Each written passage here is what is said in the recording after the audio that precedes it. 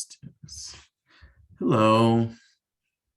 So our presentation today will be on gun violence in media. My name is Xavier, and my service learner, Jose Manazano, will also be presenting this as well. This is for our HCOM 307 class, and let's get it going.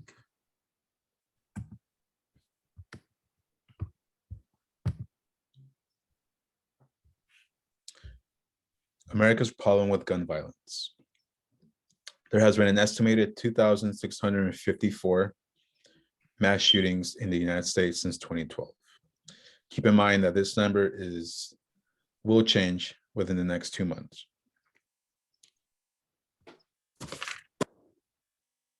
On December 14th, 2012, a gunman walked into Sandy Hook Elementary School in Newtown, Connecticut, and killed 20 children, 6 adults, and himself. Soon after, the country said enough is enough.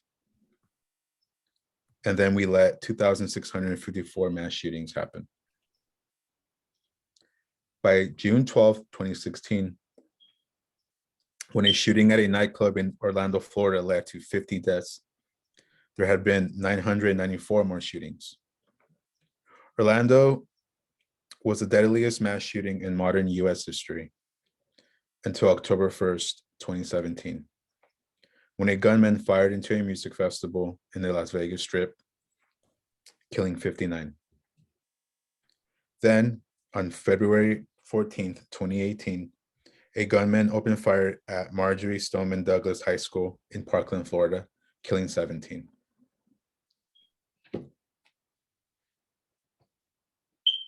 The United States has nearly 4 times more gun violence than any other country in the world. According to gunpolicy.org, no state in this country is immune to gun violence, even as crime and murder rates have generally declined in the past couple of decades.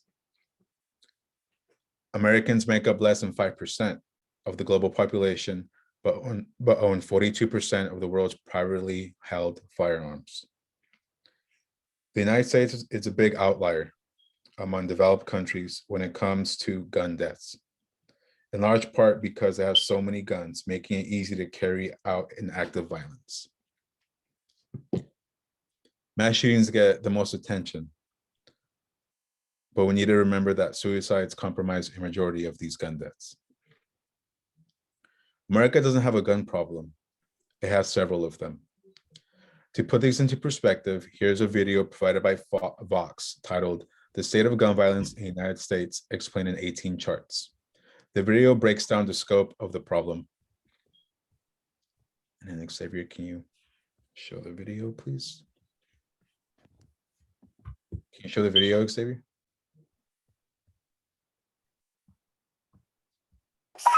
We need rescue inside the auditorium, multiple victims. The United States has a problem with gun violence. We hold the victims in our hearts. Perhaps we may never fully understand it. We talk about it after mass shootings, but it's much larger and more complicated than those debates allow. Here's what you need to know about the state of gun violence in America. It's true that the US sees many more mass shootings than these other developed countries. Between 2000 and 2014, there were 133 mass shootings in public populated places. That's excluding gang violence and terrorism. Of course, the US is a much larger country, but if you adjust for population size, it still ranks higher. Of these countries, Finland is next, with just 2 shootings over 14 years, but a much, much smaller population.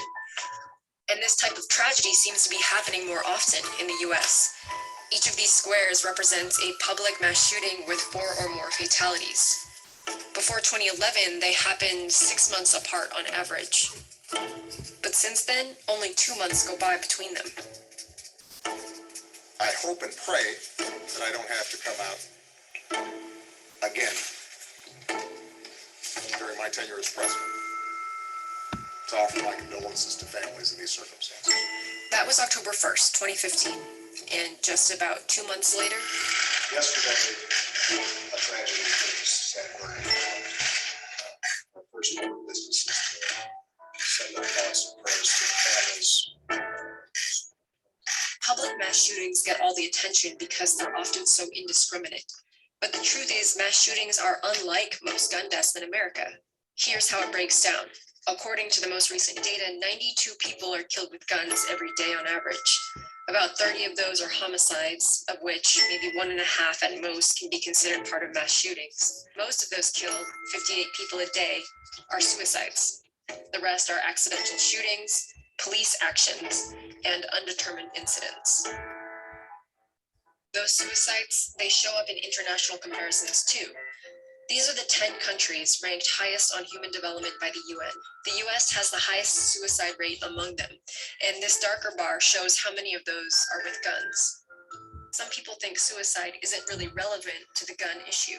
But to go and think that some type of gun control regulations that are being talked about are going to stop somebody from committing suicide when there's so many other ways for people to commit suicide. But the methods that people use are important because suicide attempts often stem from temporary crises. The vast majority of people who survive suicide attempts don't end up dying from suicide, but guns make it nearly impossible to get that second chance. The victims of gun suicides are overwhelmingly men and mostly white.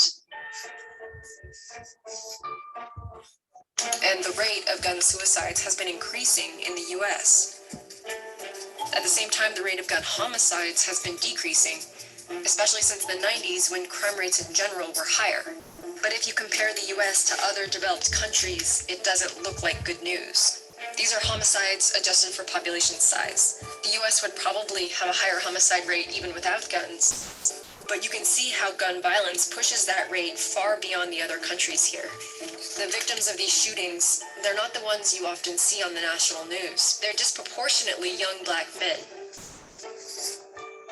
You guys can leave here and go on with your lives. We gotta go on to empty rooms because our children's lives were taken away by people who should not have had guns anyway. One possible explanation is that the US simply has more crime than those other countries. But if you set aside homicides for a moment and look at rates of burglary or assault, you don't see that same spike that you see with homicide. It's not that America has much more crime. It's that crime in the US is much more lethal. Altogether, the number of gun deaths in the US from 2000 to 2013 exceeds the number of Americans killed by AIDS, by illegal drug overdoses, the Iraq and Afghanistan wars, and terrorism combined. It should be clear by now that this level of gun violence is a uniquely American problem among the developed world. And here's one reason why. There are a ton of guns in the US. This chart shows the estimated number of guns by country. It's adjusted for population size, and it's still not even close. The question that I would like to ask is how on earth could he compile 13 guns? How can that happen? If you take a look back at the 10 countries with the highest levels of human development, you can see that it's really easy to get a gun in the US. All of the other countries require a license to purchase most guns, and those purchases are recorded into an official registry. To get that license, people have to state a reason for why they want a gun. And in most of these countries, they have to pass a safety test and are required by law to store their guns safely. In part because of its lax laws, there are well over 300 million guns in the US, and counting. This chart doesn't reflect private sales, but it shows the number of background checks, which all federally licensed dealers have to run. It suggests that the demand for guns has been increasing steeply since Barack Obama took office. So we've looked at gun deaths and at gun ownership. This chart puts them together. It shows that among highly developed countries, the more guns in a country, the more gun deaths. You can see that countries like Switzerland, which have relatively more guns than a country like the Netherlands, also have a higher gun death rate. And here's the US. Likewise, US states with more guns have more gun homicides. There are outliers like Idaho, which has higher rates of gun ownership but low rates of gun murders. But overall, there's a correlation between gun ownership and homicide rates. And that relationship has held up in studies that control for things like poverty, unemployment, and crime. The correlation between gun ownership and gun deaths is even stronger for suicides. It makes sense. Depression with a gun is more dangerous than depression without one. Likewise, fights, domestic disputes, road rage, drunkenness, all much more dangerous with a gun than without. That said, you might need different policies to keep guns away from potential mass shooters than you would to keep them out of inner city gangs or out of the hands of someone who might hurt themselves. America doesn't have a gun problem. It has several of them.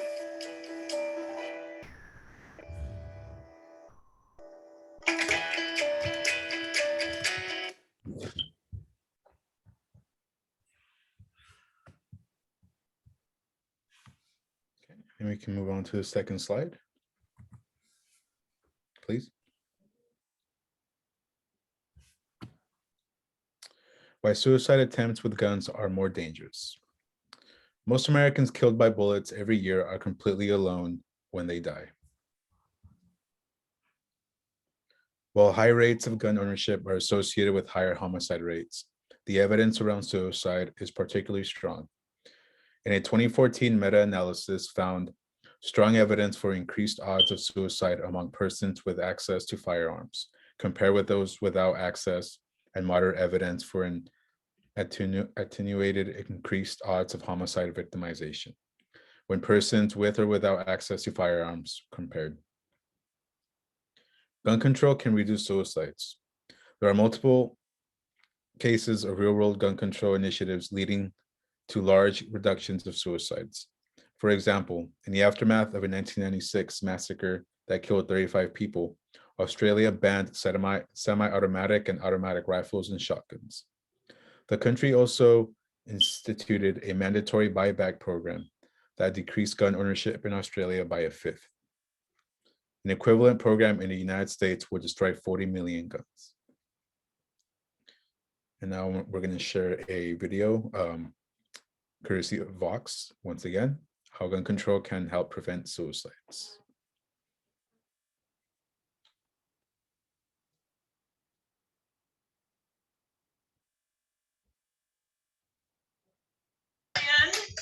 In Scotland. Right. So a lot of people know that the US has a lot of gun deaths. We have over 33,000 in 2013. But not a lot of people know that the majority of those, about 2/3 of those, are suicides. Most public attention on guns focuses on these big mass shootings. I don't want to minimize these tragedies, they're horrible, but I do think press coverage of this can obscure the actual nature of the gun problem in America. The overwhelming majority of people who die due to guns in the US don't die because someone shot them, they die because they shot themselves. US owns more guns per resident than any other country in the world. Yeah, there is about one gun for every person in America. We own more than Switzerland, which requires people to have guns in their houses as members of militias to defend the country. For comparison, people often talk about Canada as a country that also has a big gun culture, but we have about almost 3 times as many guns as Canada. Public health people who are concerned about suicide are really, really concerned about access to guns. About 6 to 7% of attempts involving poisoning or cutting, slashing your wrist, only 6 to 7% of those attempts succeed, whereas the rate of success if you try to kill yourself with a gun is over 90%. I think the most dangerous myth people have about suicide is that it's inevitable. Suicides are usually impulsive actions that are decided within minutes or hours or less than a day before the attempt. People can be talked down from them, which makes the method that they choose to attempt extremely important. There have been a bunch of interventions that suggest pretty strongly that the reducing people's access to guns reduces suicide rates. There was a case in Israel where the Israeli Defense Force instituted a policy whereby soldiers couldn't bring their guns home on the weekend, and they found that firearm suicides dropped by 40%. Similarly, Australia instituted a massive gun buyback in 1996 that took about a fifth of the country's guns, and there's evidence suggesting a truly massive decrease in suicides after that. If someone told you that there was a pollutant in your house that was killing 21,000 people a year, like, you would want to do something about that. It's worth asking ourselves if guns are that kind of pollutant, and if so, what we're going to do about it.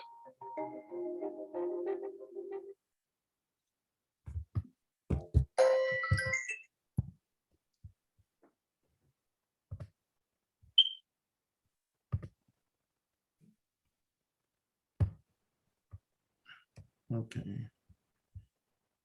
So as you guys can see, suicide is a big problem when it comes to guns. Just to transition from the video, I just wanted to show this graph just to kind of showcase some statistics on regards to the the amount of gun suicides compared to gun murder rates. As you can see in the graph, there's been a higher amount of suicides from guns than there has from murder. And as you can see, as even though murder increased in some years, like for around, let's say between 88, 92, or 96 maybe, it still seems like suicide's still above all that. So yeah, just wanted to point that out. And also wanted to show this this picture because these are like pretty much all, not all the shootings, but just from May to April, these are all the shootings that have occurred throughout just 2022 in the last 2 months. Just to show you how severe this issue really is. And as you can see in the bottom, you got 1, 2, 3. So there's even more shootings that we could see. But this is just for the amount of 2 months in that passed.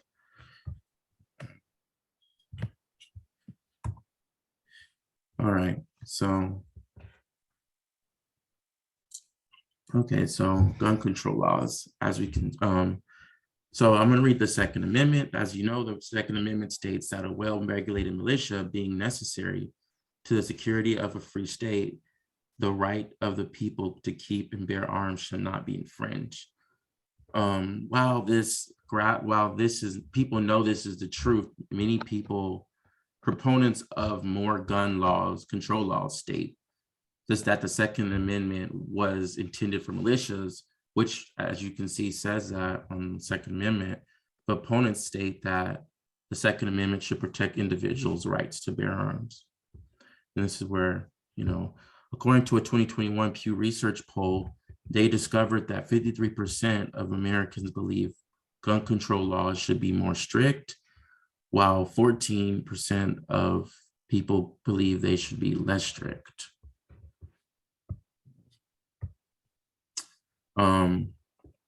So the pros.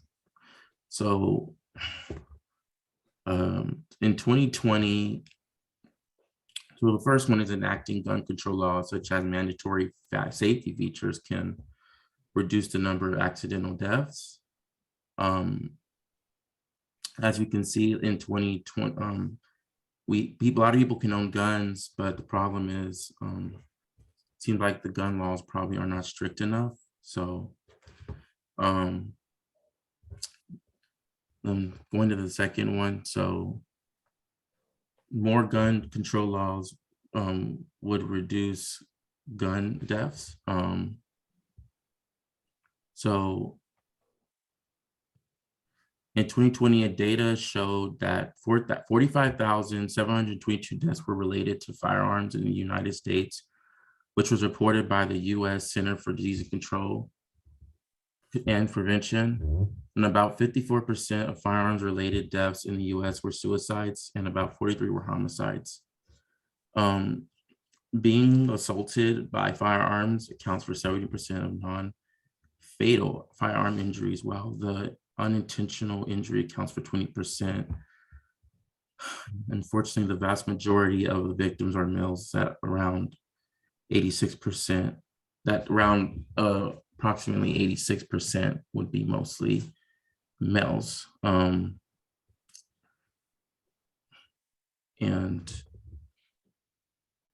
going off of the pros, so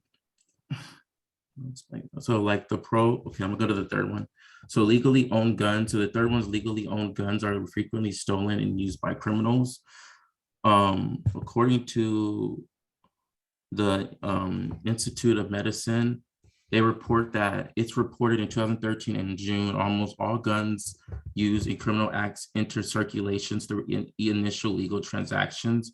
And right between 2005 and 2010, 1.4 million guns were stolen from US homes during property crimes. That will be including burglary and car theft. In which so that just to kind of showcase the pro. And so going to the cons,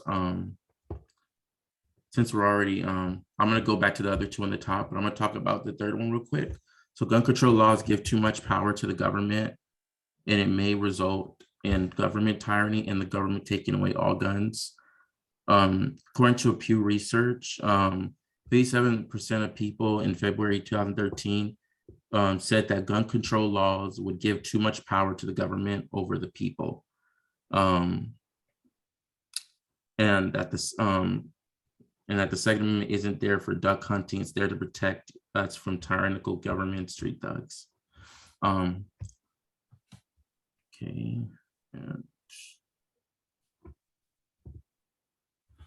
And so the con to gun control laws will not prevent criminals from obtaining guns and breaking laws. Well, that's one of the cons. And as you know, the pro to that is that more gun control laws will reduce gun deaths. So talking about the con of the 62 mass shootings in the United States that happened between 1982 and 2012, 49 of those shooters used legally obtained guns. As a whole, 143 guns were possessed by the killers, with about 75% obtained legally. According to the Secret Service's analysis, they found that, from my research, that 24 mass shootings in 2019, at least 10, which is about 42%, involved illegally possessed guns. And then the last con, the first con that I should have probably brought up first, gun control laws violates upon the right to self-esteem, defense, and deny people a sense of safety. This is an issue because a lot of times people claim that they have trouble protecting themselves. So a lot of people would say this is a con because of the fact that sometimes even though you call the police, doesn't necessarily mean that help will come right away. So a lot of times people who go against gun laws would say that if it gets stricter, it will make it harder to have guns, which can make it, harder to access guns, because some people, they would have to go, it's going to be harder than others to get guns. And, this is important to keep in mind as a con, because if we have to be able to protect ourselves, and even though we do have police force, sometimes they don't come right away. And sometimes people have to defend themselves in the midst of waiting for the police. So according to the NRA, guns are used for self-defense 2.5 million times a year. And the police cannot protect everyone all the time, as you know. 61% of men, and according to a Pew Research, another one, 51% of men and 56% of women were surveyed. And they said that stricter gun laws would make it more difficult for people to protect their homes and families. Just to kind of prove my point in regards to why people need guns, even though, they didn't necessarily need the heavy stuff. They just need a gun, protect themselves. I would personally advocate that we shouldn't have guns that are AR-15s and AK-47s. Just a handgun should be fine, but that's just what I think. All right. So the first video I want to show you is from Spectrum News. It was in regard, so they had two panelists who talk, and they're gonna weigh in on what media is doing currently, and what it is doing wrong in covering gun violence problems. So here we go.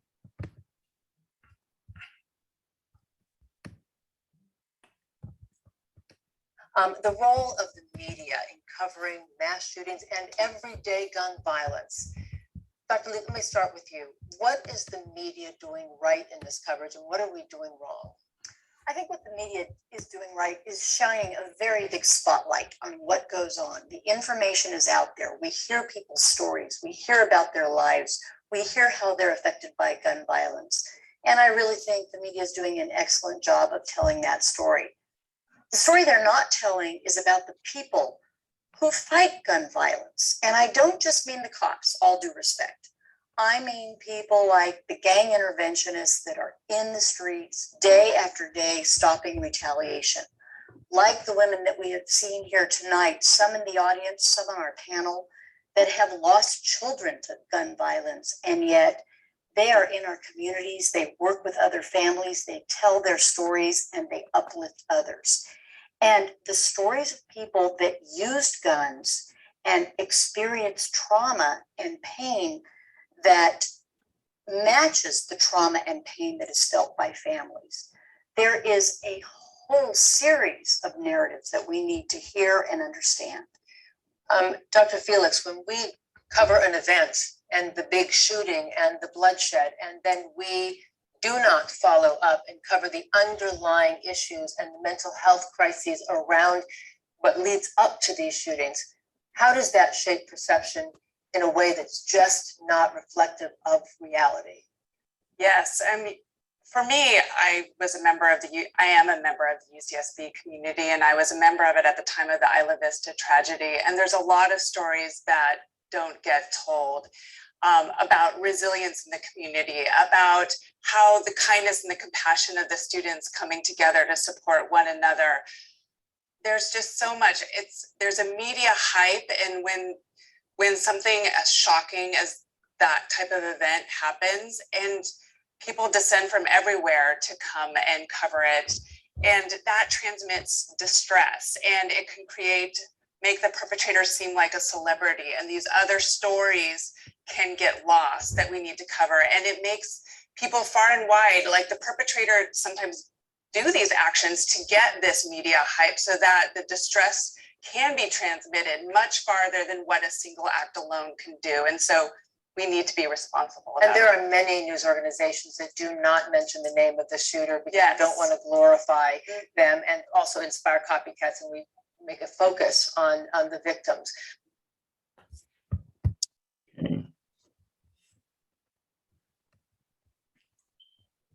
Okay, and the next video I'm going to show was so you guys could kind of, this video will basically, so you can understand, it would explain how mainstream media loves mass shootings and use the fact that like a really tragic incident like a mass shooting, they use it to somehow build their own popularity and use it for their own self-benefit in regards to their businesses.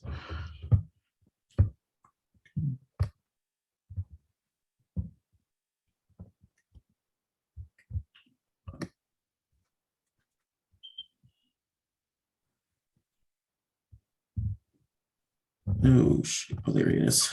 Sorry. No one on this planet benefits more from mass shootings and motivates more people to become mass shooters than our mainstream media.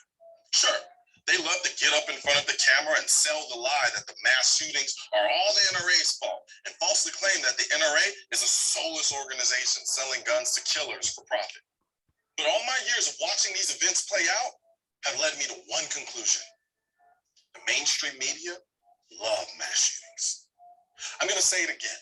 The mainstream media love mass shootings. Now, I'm in no way saying that people in the media wish for the deaths of innocent people. I don't believe that at all. But the truth of the matter is, if there is one organization in this country that has a vested interest in the perpetuation of mass tragedy, it is our mainstream media. The dirty secret is, mass shootings have become their Game of Thrones, their House of Cards, their Seinfeld, and their Friends, all wrapped into one. And whenever they get one, they wring out every last episode they can to juice their ratings and push their agenda, because tragedy is their business model. I mean, if it bleeds, it leads, right? But only if it's the right amount of blood from the right people at the right time.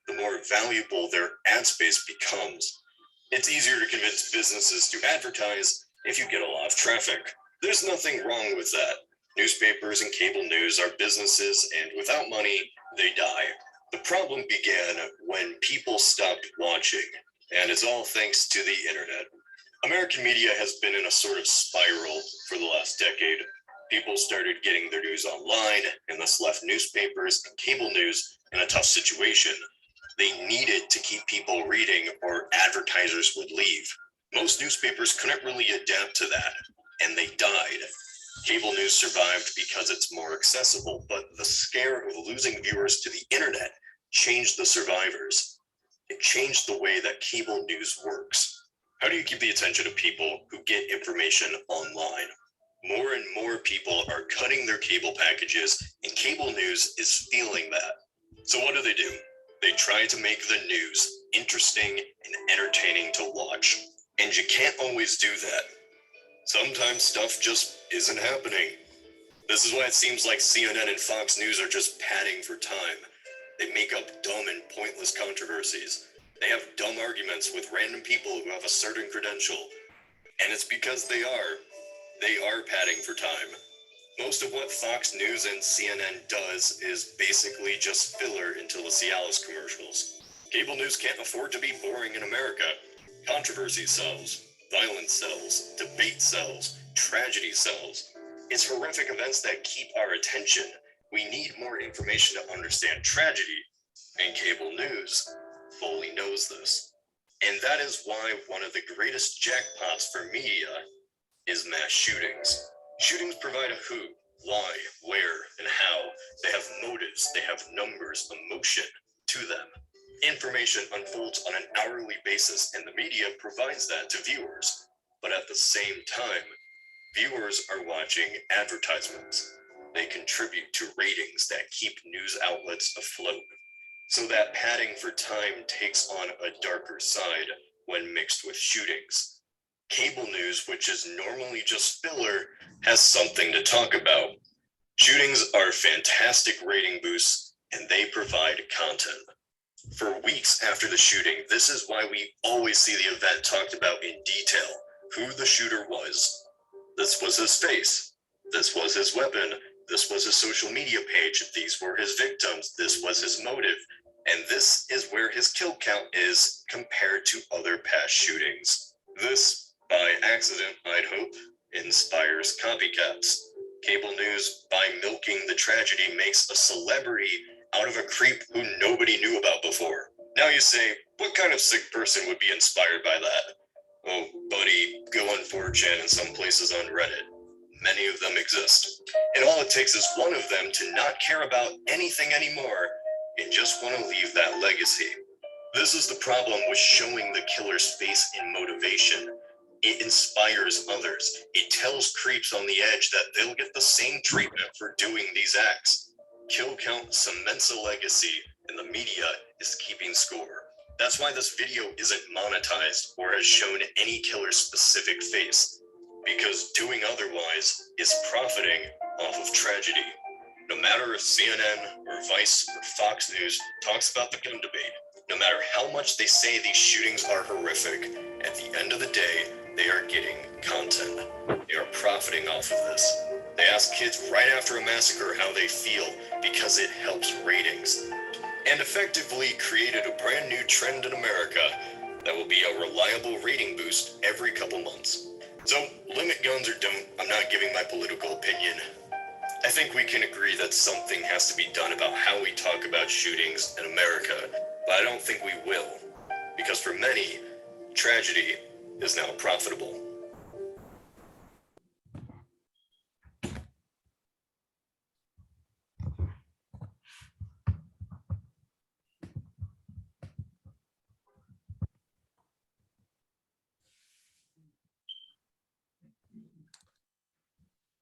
How media can take these steps to stop gun violence. The first, don't use killers' names. The over-reporting of mass shootings is partly to blame for their frequency. The likelihood of a shooting increases for 2 weeks after similar episodes of widely reported and televised violence.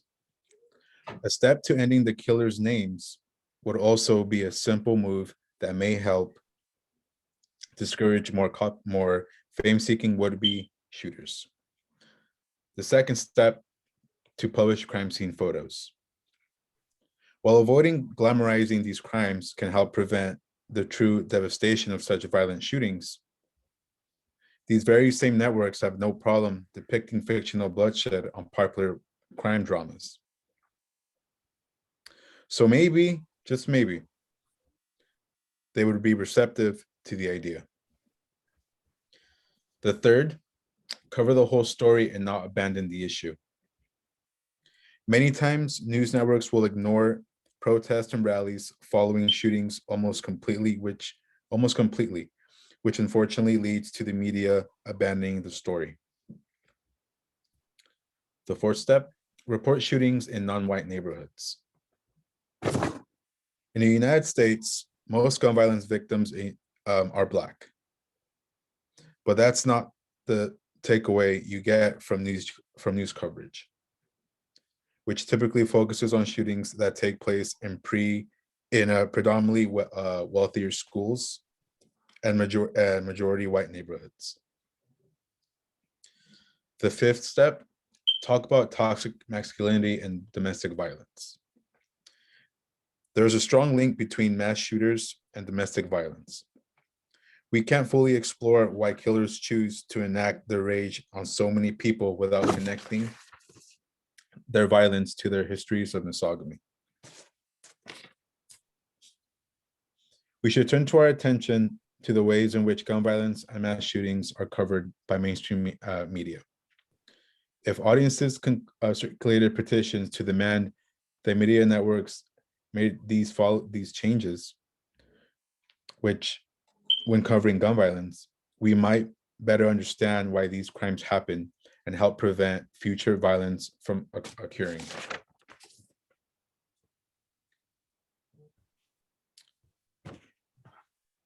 Sunny Hook Promise is an organization that supports sensible programs and policy solutions that address the human side of gun violence by preventing individuals from ever getting to the point of picking up a firearm to hurt themselves or others.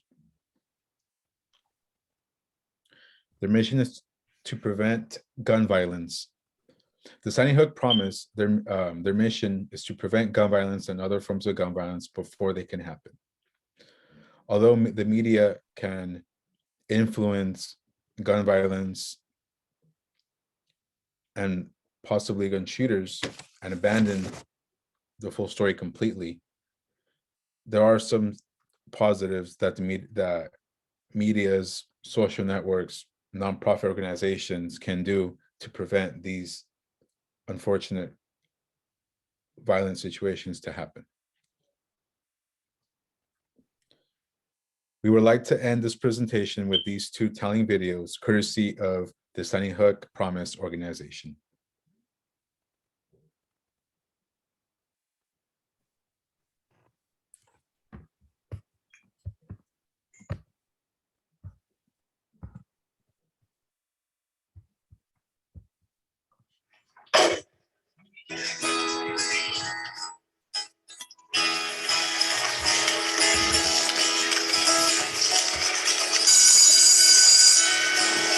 Got some news today from the radio man. He spoke the word somber and as softly as he can. The world stood still and the sky opened up. I made my way to fill up my coffee cup. Then it occurred to me as the daylight sky shone blue. Today's the day that Johnny met June. He waited a while, he knew that he would. He was gonna hang around here for as long as he could. The days went by, and hours had passed.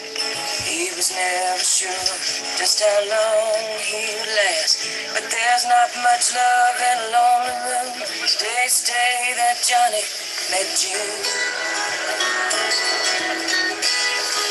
Have a good summer. You too. Hey, you must be bored. No way. This is the guy that I was running to in the library. Guilty. So you like to write on desks? Yeah, that's what I do.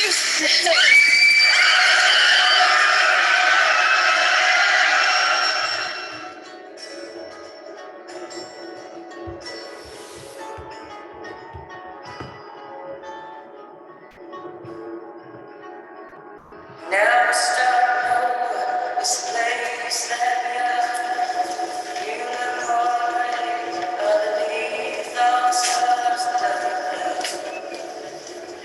It's a burning thing. Oh, how I still love to hear you sing. Oh, and everything we ever heard about heaven is true. Today's the day that Johnny met June. Today's the day that Johnny met June.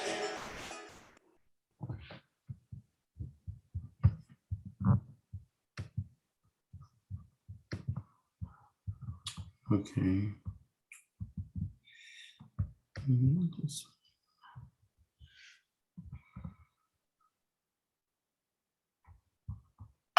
This year, my mom got me the perfect bag for back to school. These helpful binders help me stay organized. These headphones are just what I need for studying. These new sneakers are just what I need for the new year. This jacket is a real must-have. My parents got me the sneaker I wanted. It's pretty cool. These scissors really come in handy in art class. These colored pencils, too. These new socks, they can be a real lifesaver.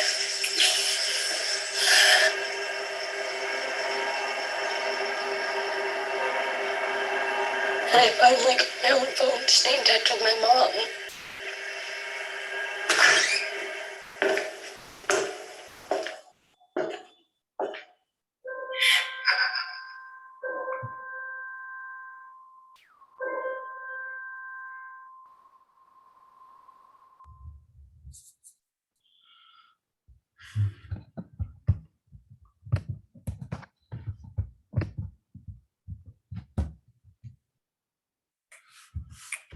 And here's our references. Thanks for hearing our presentation. Thank you for your time.